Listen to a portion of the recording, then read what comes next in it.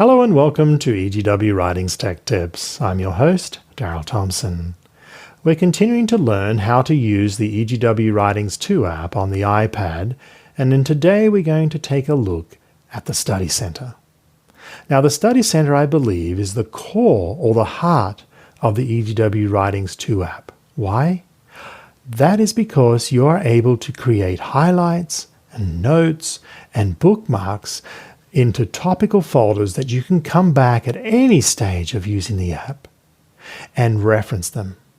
So let's say you want to create a series of highlights or notes on a particular book. No problems. All you need to do is create a folder and label it with a topic or a subject, and then go through the book and read it and place all your highlights and notes or bookmarks into that folder. And then later on, it might be a few months later, you come back and you can go over and relive all the highlights from that reading experience that you had in reading the book, like, say, Desire of Ages. So let's take a look at the Study Center right now. I'm going to open it up. And when I open the Study Center up, first of all, you notice that it's synced. And I can resync by just dragging it down. So you can see that the syncing is taking.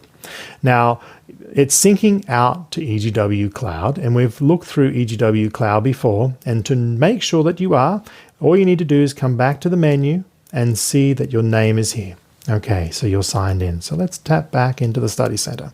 It's done my sync, and here I have created, if I come back to the root of the Study Center, thoughts. And when I open it up, it lists out all the highlights that I have created. Now maybe I just want to look at the bookmarks that I created in this folder. Okay, so you can see I've created a couple of bookmarks, or I can check out by just tapping on a note. Okay, I've created no notes, and I can tap on highlights, and you can see all the highlights that I've listed. And you can go back and tap all again. It will list both bookmarks, notes, and highlights.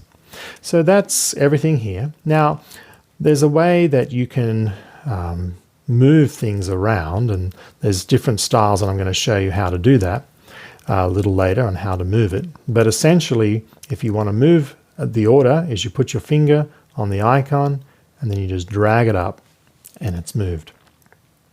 If you want to move this thought into a different folder, you can swipe back, tap move, or you can edit it, or you can delete it. Be very careful when you swipe not to swipe hard, because how Apple works, see how it will go and actually delete it? So there's a real trick not to swipe too hard and fast, otherwise it'll be gone.